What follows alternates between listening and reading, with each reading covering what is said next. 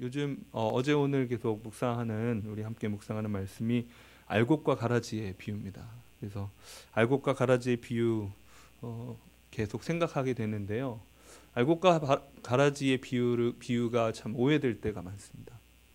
알곡과 가라지 딱 하면 간편하게 자신이 원하는 우리가 성경을 가장 잘못 해석할 때가 어떤 때냐면 내 마음에 항상 생각하고 있거나 맺히고 있는 걸 좀 푸는데 성경을 쓰고 싶은 마음이죠. 내 목적을 위해서.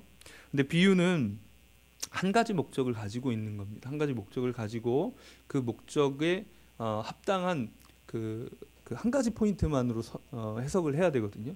마치 천국 비유가 이제 쭉 이어지는데 그 천국 비유는 하나님 나라를 보여주는 창문과 같습니다. 그래서 창문으로는 제한된 풍경만 볼 수 있죠. 바깥으로 나가면 둘러서 다 볼 수 있지만 작은 창문을 가지고 있으면 그저 작은 풍경만을 볼 수 있을 뿐입니다. 그래서 비유를 통해서 하나님 나라의 어떤 특정한 성격들을 보여주고자 할 때 그것을 위해서 이게 쓰여졌구나 생각하고 딱 이해하면 됩니다. 그런데 이 알곡과 가라지 비유를 우리 마음에 어떻게 잘못 해석할 때가 많냐면 저도 그런 실수를 마음으로 이건 지식의 문제보다 어쩌면 감정의 문제일 때가 좀 많더라고요. 나는 옳고 나는 참 괜찮은데 나는 하나님을 믿고 믿음의 고백을 하고 있고 믿음으로 지금 이런 일을 하려고 하는데 믿음의 공동체 안에서 그것에 동의해주지 않는 사람이 있다거나 혹은 나는 열심히 하려고 하는데 난 주님 앞에 뭔가 내가 볼 때 순수한 마음으로 하려고 그러는데 그런 나를 좀 힘들게 하고 좀 어렵게 하고 반대하는 사람이 있을 때 저 사람 왜 저래? 저 사람 도대체 믿음 있는 거야? 나는 지금 믿음으로 하려고 그러는데 말이지. 이렇게 그 상대방의 정체를 의심하는데 그러니까 나는 알곡이고 나를 힘들게 하는 누군가는 왠지 가라진 것 같은 너는 가짜 아니냐 혹시? 이렇게 말하고 싶은 우리의 마음이 있습니다. 그 비유에 대한 이런 그 오해가 자기 보호의 본능 때문인 것 같습니다. 나를 아프게 하고 나를 힘들게 하고 나를 고통스럽게 하는 너는 누구냐? 라고 물어보고 싶은 그 마음이 있고 그렇게 불일치를 견디지 못하고 사실 나한테 악의를 가지고 있거나 뭔가 적개심을 가지고 막 나를 상처 주려고 하는 사람이 아니라 할지라도 왠지 그 사람의 성향 자체가 그 사람의 그냥 그 개성 자체가 나를 너무 불편하게 하고 나랑 너무 안 맞는 것 같고 이렇게 어떻게 같은 부서가 됐을까 혹은 같은 교회에 다니게 됐을까 뭐 이런 생각들도 막 들고 말이죠. 그런 때에 우리가 상대방을 향해서 이 알곡과 가라지의 비유를 잘못 적용하고 싶은 탁 나눠놓고 싶은 하나님 이게 뭐죠? 좀 확실했으면 좋겠는데요. 넌 맞아. 넌 틀려. 주님이 딱 선언해 주시면 좋겠는데 이건 내가 생각할 땐 내가 맞는데 말이죠. 근데 주님의 관심사는 그 가라지를 지금 뽑아내는 데 있지 않습니다.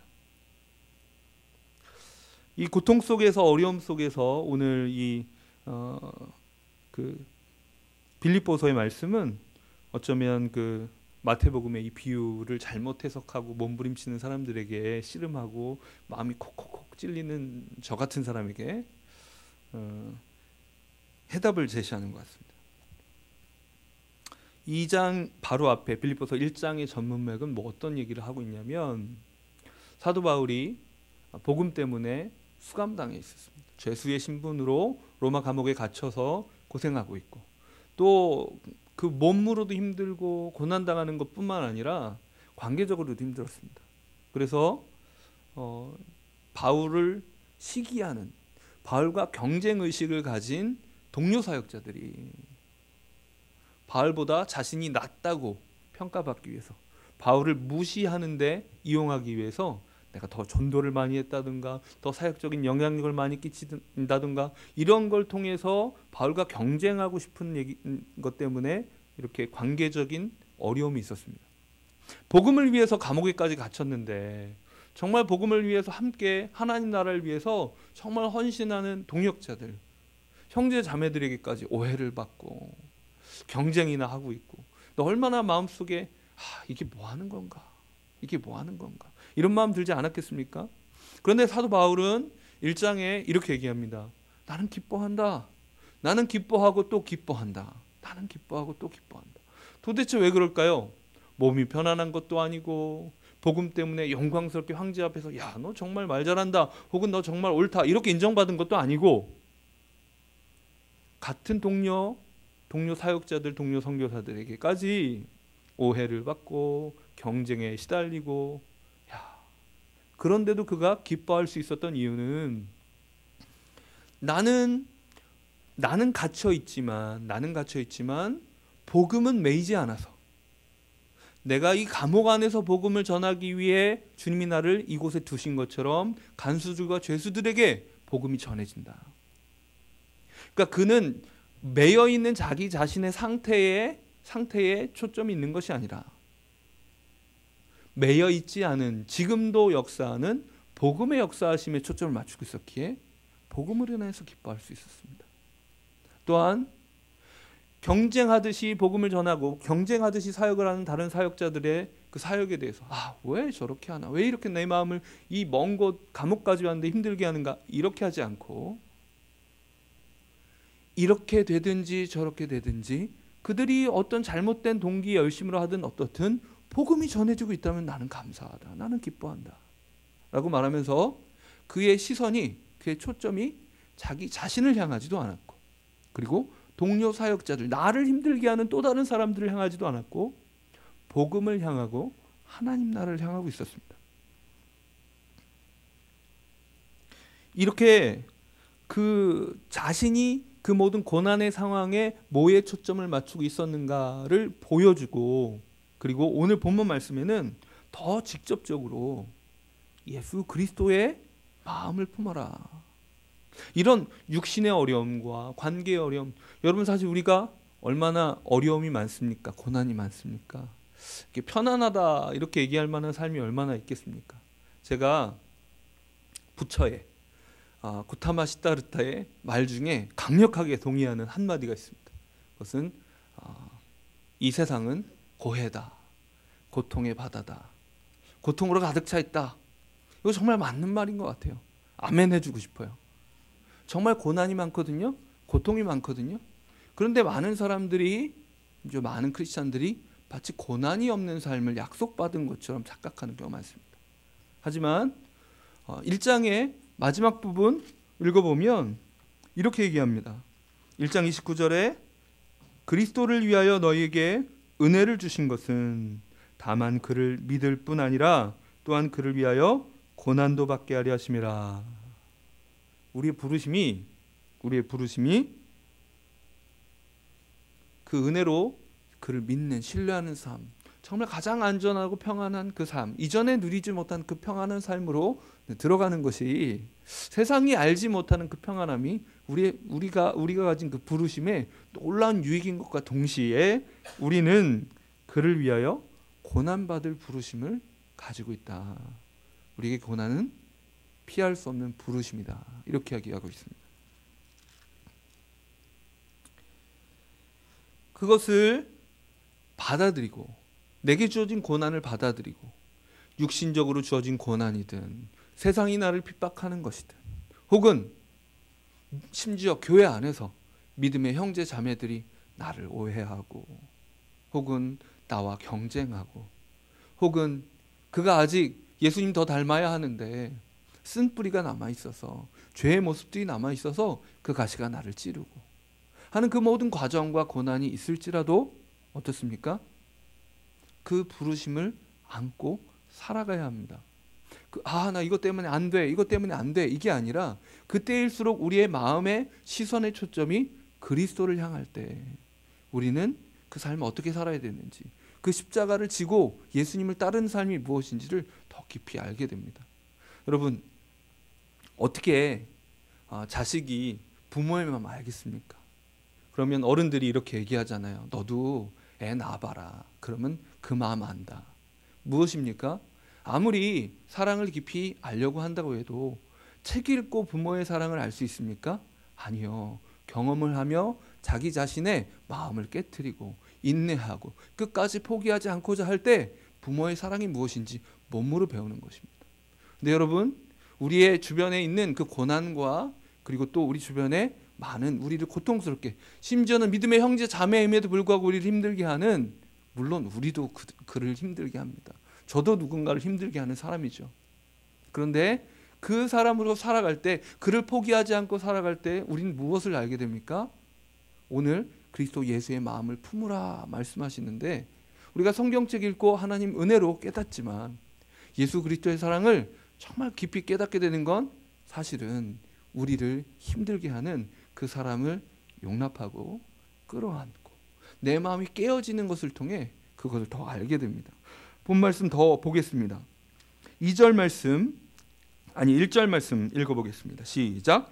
그러므로 그리스도 안에 무슨 겉면이나 사랑의 무슨 위로나 성령의 무슨 교제나 긍휼이나 자비가 있거든. 여기는 이제 조건문처럼 만일 그렇게 하다면 이렇게 해라로 해석할 수 이렇게 언뜻 보이긴 하는데, 사실 얘기는 뭐냐면 이렇게 하는 겁니다. 30절에 너희에게도 그와 같은 싸움이 있으니 내가 너희가 내 안에서 본 바요 이제도 내 안에서 듣는 바라. 나와 함께 복음의 진리를 나눴고 그 은혜를 나눈 여러분, 빌립보 교회 성도 여러분, 그리스도 안에서 위로받은 것들이 있으십니까? 성령 안에서 교제한 것들이 있으십니까? 긍휼을 얻고 자비를 얻었습니까? 여러분, 이렇게 옆에 얼굴 보시겠습니까? 옆에 분 다시 한 번만 봐주세요. 옆에가 없으시면 좀 뒤를 보셔도 되고 아니면 저를 보셔도 됩니다. 보시고 이렇게 물어보십시오. 예수님 안에서 위로받은 것이 있습니까? 혹은 예수님 안에서 은혜 받은 것이 있습니까? 이렇게 물어보시겠어요? 대답을 꼭 기대하지 않더라도 한번 얼굴을 보십시오. 그런 흔적들이 남아있는 사람들인지 한번. 예. 얼굴에 그게 다 나오면 좋은데요, 그렇죠? 다 나오진 않습니다. 하지만 믿음의 가족으로 우리가 수년간 함께 살아가다 보면 서로의 고백들을 알죠.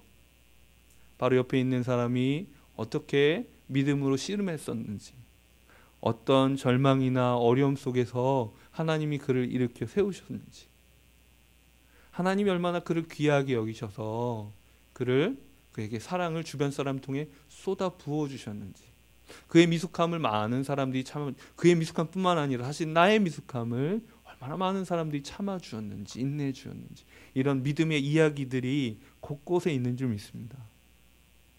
예, 그런 이야기가 있다면, 그런 고백이 있다면, 그리스도를 위해 고난도 받았지만 그분께 받은 그 풍성한 사랑의 이야기들이 이 곳곳에 있다면, 그렇다면 2절 마음을 같이하여 같은 사랑을 가지고 뜻을 합하며 한 마음을 품으십시오, 이렇게 얘기합니다.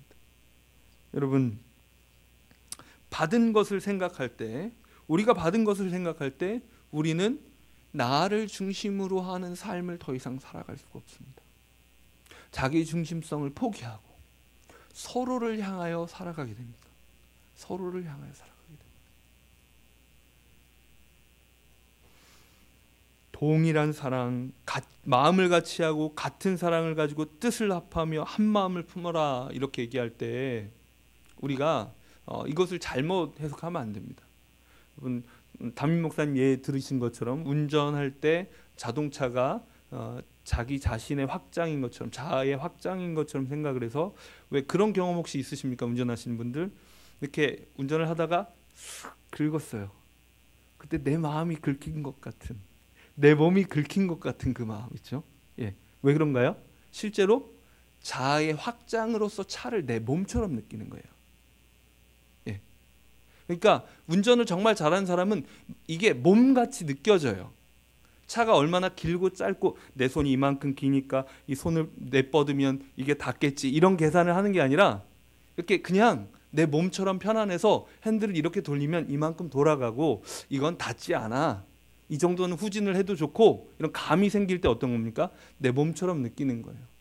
그래서 도로를 주행할 때 가장 정글과 같은 것이 우리 도로라고 생각하는데 어떻습니까? 조금만 위협 운전을 하는 것 같아도 눈에 불이 켜지고 라이트를 깜빡깜빡하고 빵빵거리고 앞으로 끼어들어 버릴까? 쫓아갈까? 마음에 그 욕심이 그게 생기니 뭐예요? 내 차를 공격한 게 나를 공격한 거고 나를 위협한 거라고 느끼는 겁니다. 지금 자기 중심성에 대해서 간단히 설명을 드리고 있어요. 그러면 그냥 나에 대해서만 생각하는 것이 아니라 내 차를 나처럼 여기는 것처럼 똑같이 같은 마음을 품는다고 해도 내 가족이 나처럼 여겨지는 경우 있죠. 우리 가족. 우리는 성이 같고 우리는 학교 동문이고 우리 같은 아파트니까 같은 구역이니까 같은 목장이니까 우리 교회니까 이렇게 같은 뭔가 범주를 내가 정해서 공통점을 가지고 하는 것은 여기서 말하는 같은 마음도 같은 사랑도 아닙니다. 그건 그냥 패거리 의식입니다. 집단 이기주의입니다. 그냥 나의 확장으로서의 이 범위를 소중히 여길 따름이지 그건 나를 소중히 여기니까 소중한 거예요. 상대방을 위하여 사는 삶이 아닙니다.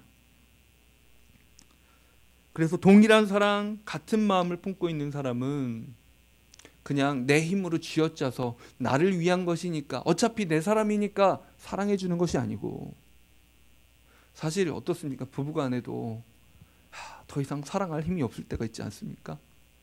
내 사랑은 바닥났다. 오늘은 끝. 더 이상 내 마음에 남은 마음이 없어. 남은 관용이 없고 더 이상 봐줄 만한 마음이 없고 이런 때가 있잖아요.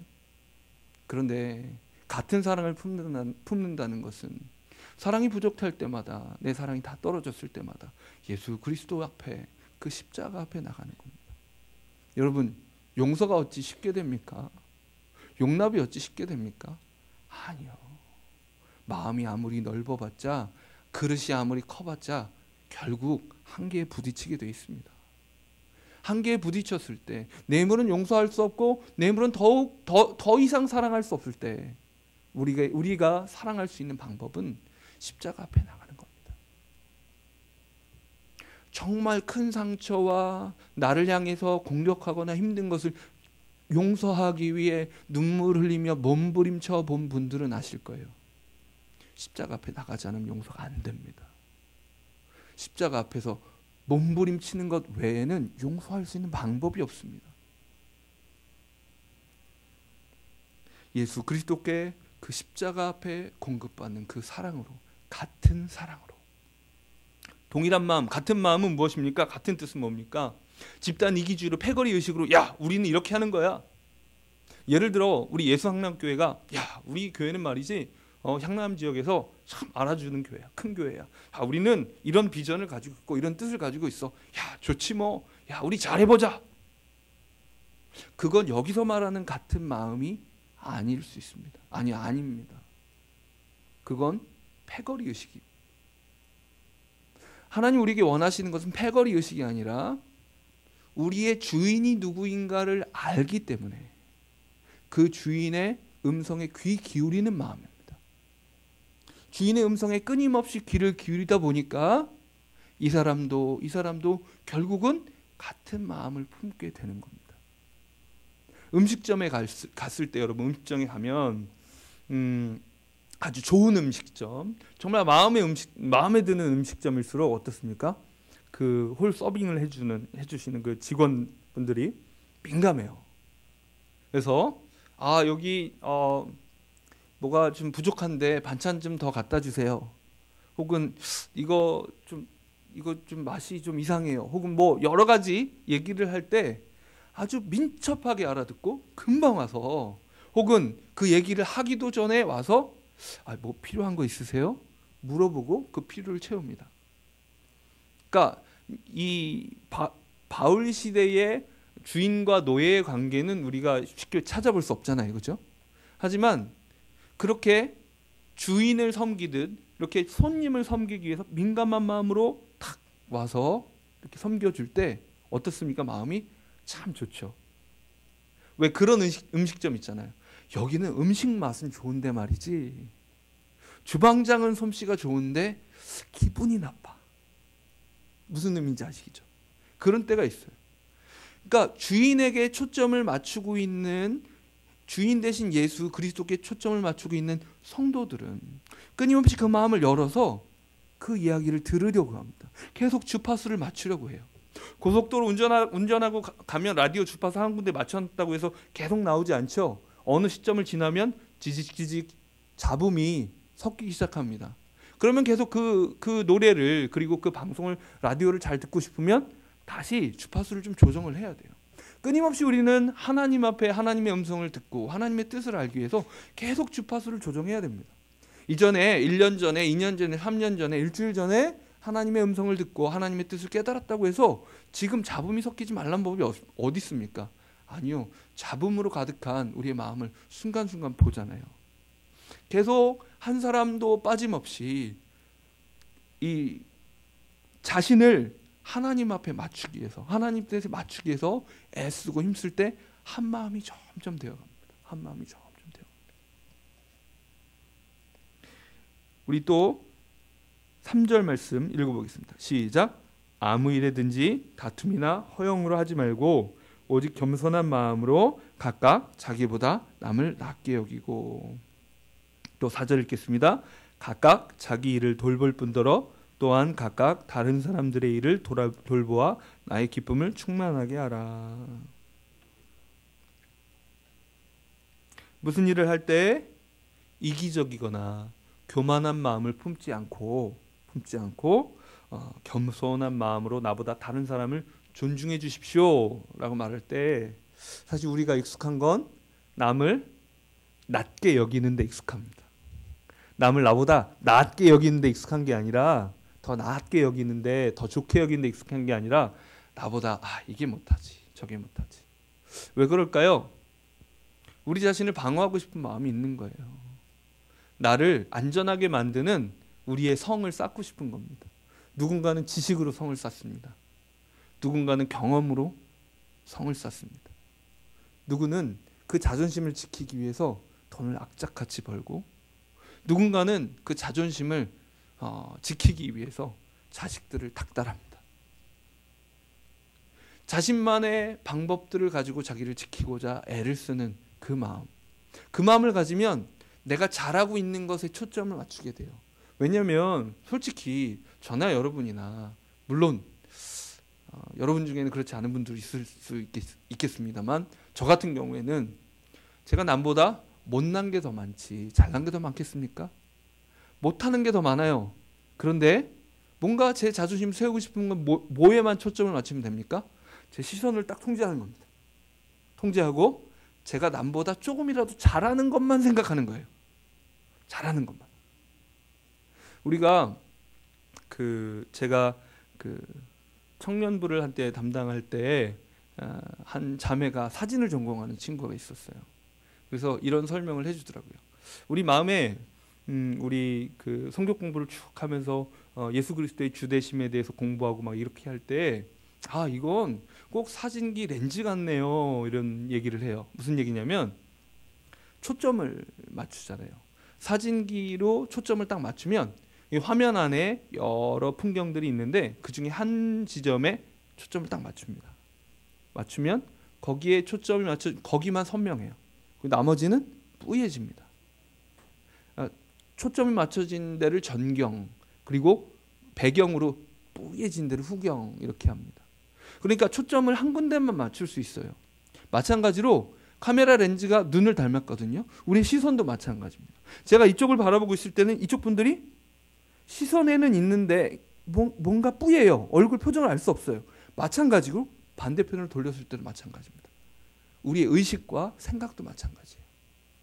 우리의 생각의 초점이 한 군데 맞으면 다른 게 보이지 않습니다.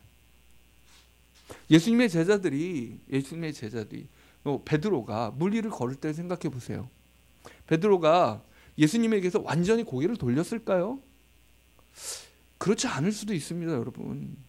예수님이 여전히 시선 속에 있어요. 그런데 초점이 바람과 파도로 가는 거죠. 결국 그의 생각은 예수님께 맞춰지는 것이 아니라 바람과 파도에 맞춰지기 시작하고 불신앙이 그의 삶에 들어오기 시작하는 겁니다. 우리가 공동체로서 남을 나보다 낫게 여기기 위해서, 더 좋게 여기기 위해서 어떻게 해야 되겠습니까? 정직하게 자신을 들여다볼 필요가 있습니다.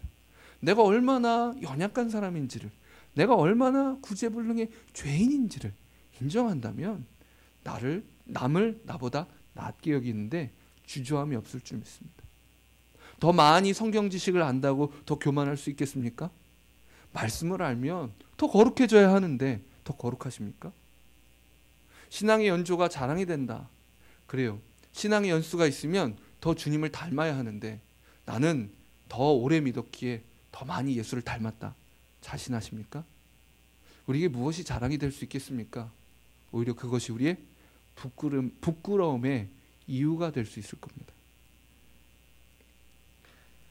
우리 중에 누구든지 자기를 위하여 사는 자가 없고 자기를 위하여 죽는 자도 없도다. 우리가 살아도 주를 위하여 살고 죽어도 주를 위하여 죽나니 그러므로 사나 죽으나 우리가 주의 것이로다. 로마서 14장에 이 바울이 고백하고 있는 것이 우리 모두의 고백이 될 때 같은 사랑, 같은 마음, 같은 뜻, 나보다 남을 낫게 여기는 그 일이 시작될 수 있습니다.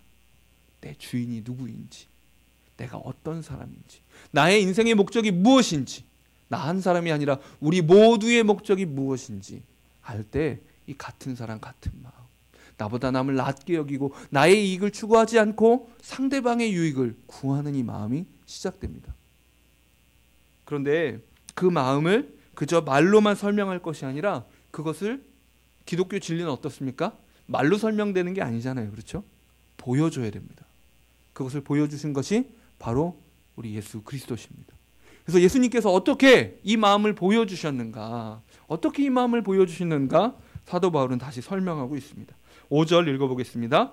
너희 안에 이 마음을 품으라. 곧 그리스도 예수의 마음이니. 6절도 읽습니다. 그는 근본 하나님의 본체시나 하나님과 동등됨을 취할 것으로 여기지 아니하시고. 예수 그리스도께 마땅한 권리가 있었습니다. 마땅한 권한이 있었어요. 그분이 마땅히 누리실 수 있는 것들이 있었지만 어떻게 하셨습니까? 7절에 오히려 자기를 비워 종의 형체를 가지사 사람들과 같이 되셨다. 성육신의 진리를 설명하고 있습니다. 여러분, 성육신이 힘듭니다. 성육신이 참 힘듭니다. 예를 들어서 음악적인 훈련이 잘 되어 있다고 생각해 보십시오. 그러면 일단 뭐가 다릅니까? 귀가 달라요.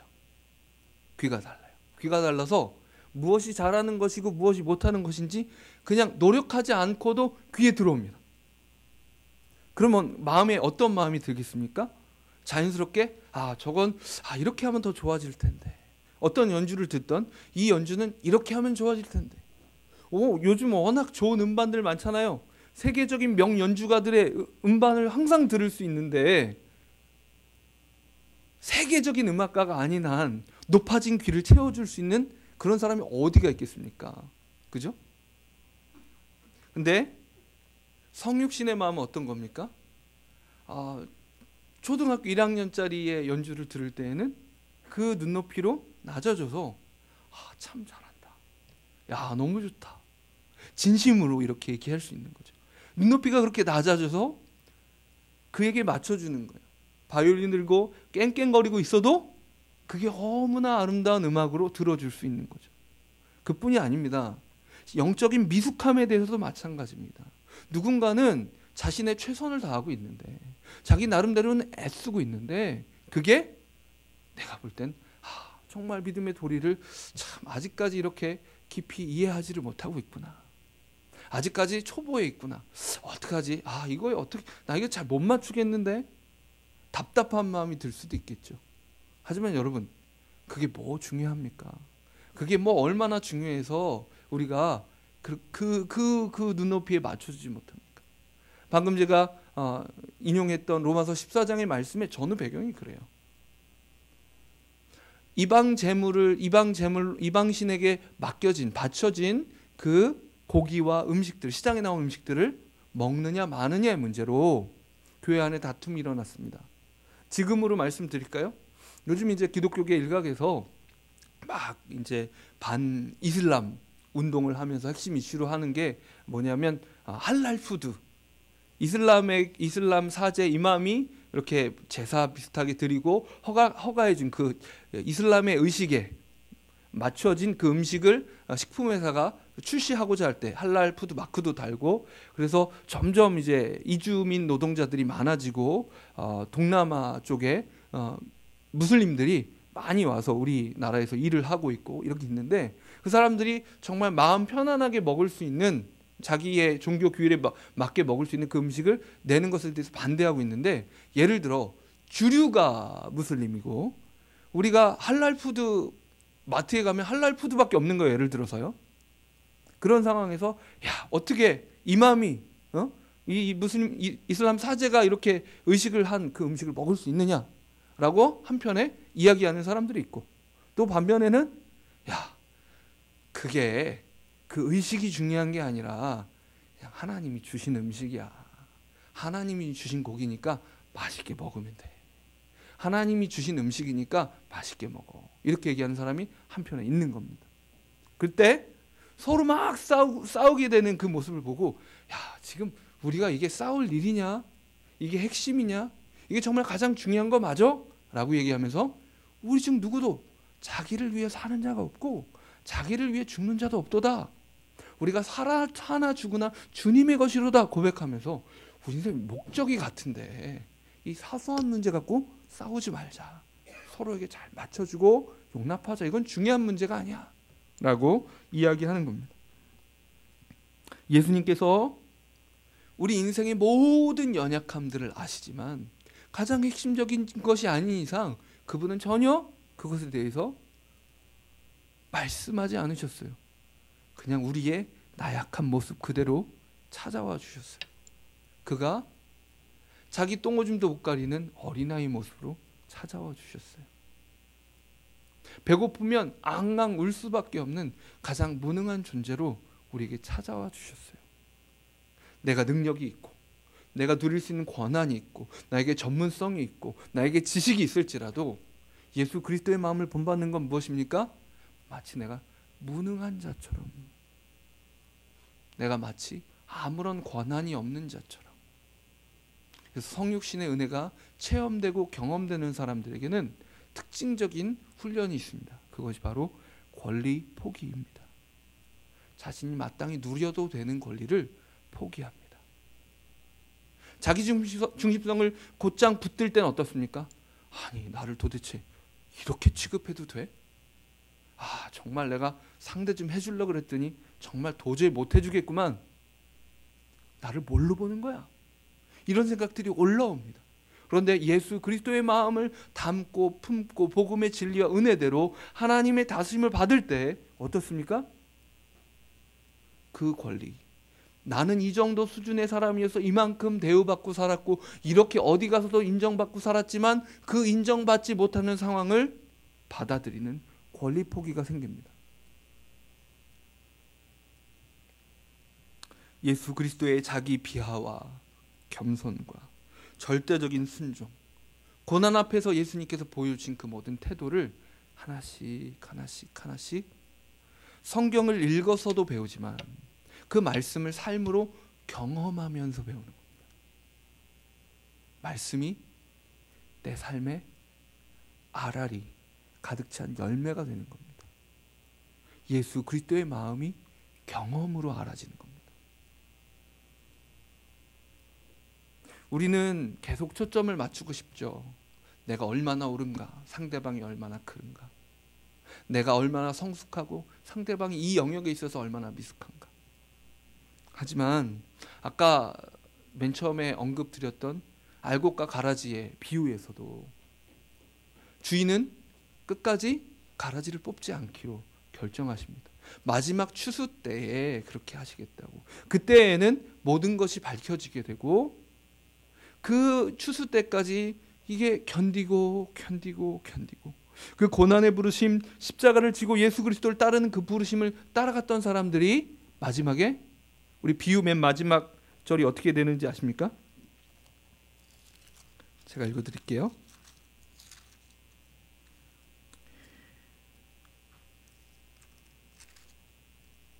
그때에 의인들은 자기 아버지 나라에서 해와 같이 빛나리라.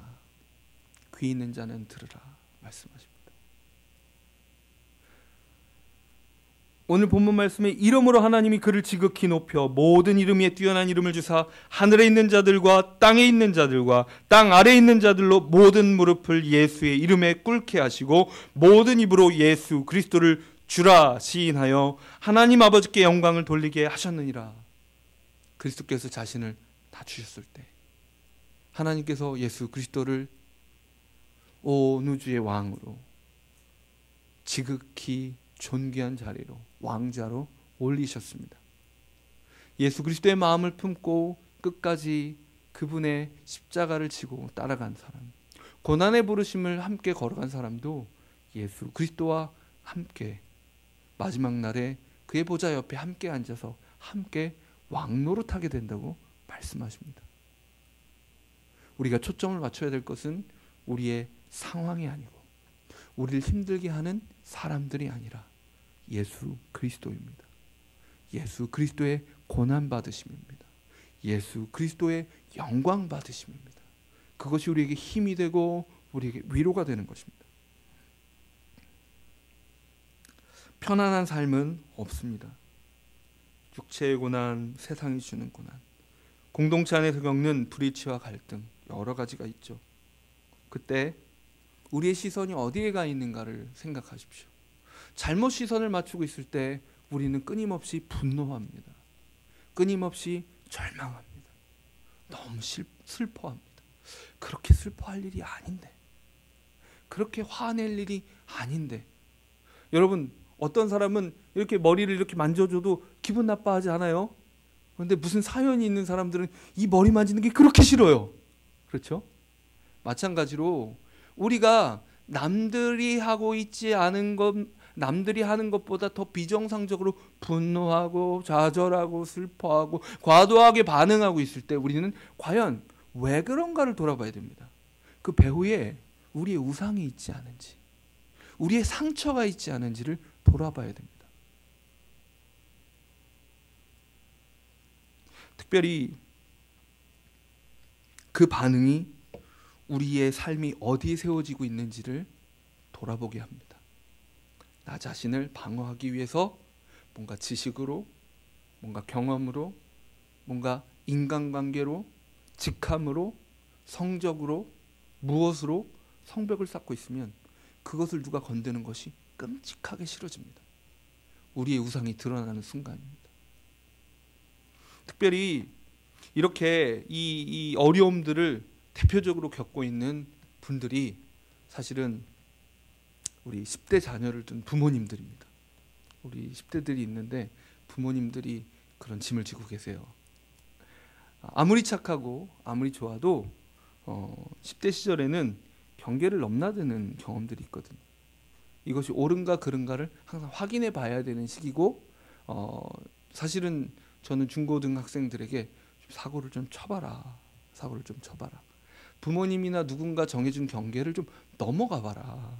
넘어가는 것이 너무나 유익한 경험이다. 이렇게 막 부추깁니다. 부모님들은 좀 근심이 되실지 모르지만 여러분, 그냥 위로가 되시라고 말씀드린다면, 이렇게 중학교 때 사고 치는 것보다 초등학교 때 사고 치는 게 돈이 덜 들어갑니다.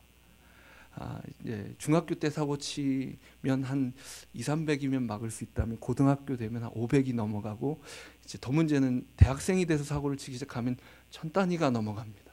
이렇게 대학생들이 자기 길을 못 찾아서 1년만 놀고 먹어도 1000만 원 들어가거든요. 학비 들어가죠. 다달이 용돈 들어가죠. 밥 먹죠. 그냥 밥 먹습니까? 바깥에서 맛있는 거 먹고, 요즘 커피도 밥값만큼 비쌉니다.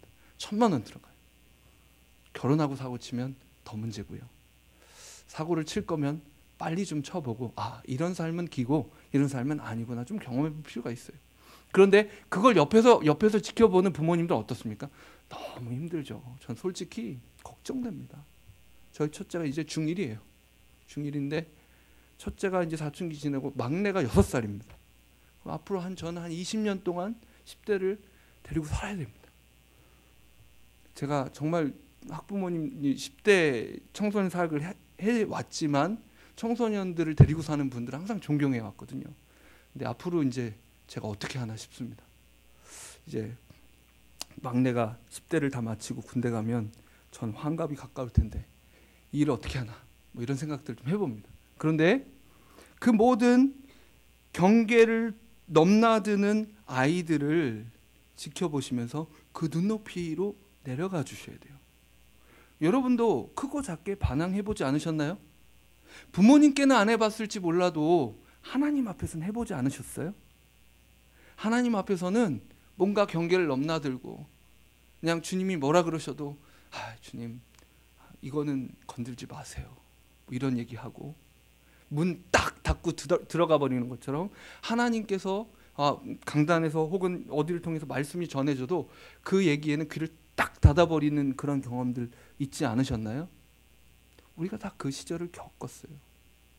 그래도 주님이 우리를 곧바로 멱살 잡아가지고 야, 너 왜 그래? 위협하지 않으셨어요. 기다려주셨단 말입니다. 우리도 우리 자신이 미숙한 순간이 있었던 것처럼 우리의 자녀들의 미숙함에 우리 눈높이를 맞춰주는, 내가 더 할 수 있고 내가 부모인데 네가 나를 이 정도로밖에 대접을 못해? 내 말을 이렇게밖에 신뢰 못해? 이게 아니라 마치 무능해진 것처럼 그들의 눈높이로 낮아지는 겁니다. 누가 그들을 위해서 낮아져서 그들과 마음을 나누겠습니까? 다시 한번 여러분 돌아보시면서 우리 안에 있는 그 10대 부모님들, 특별히 그 자녀들이 건드릴 때 내가 무엇에 분노하는가를 잘 생각해 보시면, 무엇에 절망하는가를 생각해 보시면 숨겨진 우상들이 때로는 쑥쑥 나올 때가 있습니다. 아이들이 그 정도까지 건들지 않으면 그냥 괜찮은 척 살 수 있는데 그 아이들이 건드려 주니까 이게 내가 이런 사람이구나, 내가 여기까지구나 알게 되고 주님을 의지하게 되는 것이죠. 청소년들을 위해 특권을 버릴 분이 계십니까? 자녀들을 위해 내가 이 정도면 됐지 더 해줘야 돼 이게 아니라 예수님께서 내가 인간이 됐으면 됐지 갓난 아기까지 돼야 돼? 내가 내 똥오줌도 못 가리는 인생으로 내가 이 하나님인 내가 이렇게까지 무능해져야 돼? 라고 말씀하시지 않은 것처럼 낮아지고 더 낮아지고 더 낮아지고, 그럴 때마다 그것을 예수 그리스도의 마음으로 받으면 어떻게 됩니까? 자녀들 눈높이로 맞춰줄 때마다 예수 그리스도의 마음과 그 사랑과 그 깊이를 더 잘 이해하게 되는 그 은혜의 통로가 우리 자녀들이 된 겁니다. 심지어 반항하는 자녀도 주님이 나를 성화시키기 위해서 주신 축복의 통로가 되는 겁니다. 우리 다시 한번 우리의 우상을 돌아보시고 교회 안에서 밖에서 우리를 힘들게 하는 사람들을 향해서 또 우리 자녀들을 향해서 성육신의 신비를 경험하고 십자가를 지는 삶을 선택하십시다. 그것이 우리의 부르심입니다. 우리가 편안함을 위해 부름받지 않았고 고난을 받을지라도 사랑하기 위해 부름받았습니다. 솔직히 여러분, 고난의 부르심이 아니더라도 예수님 없어도 세상 사는 건 힘듭니다. 어디 편하게 사는 사람이 있습니까? 그리스도를 위해 고난받기를 주저하지 맙시다. 그를 위해서 그의 십자가를 따라가고 그의 영광을 바라보면서 가장 연약한 사람, 이해받아야 되는 사람, 내 자신을 깨트리지 않으면, 내 자신의 권리를 포기하지 않으면 받아들일 수 없는 그 사람 앞에 함께 무릎 꿇고 함께 끌어안고 함께 기도하며 섬기기를 소원합니다. 기도하시겠습니다.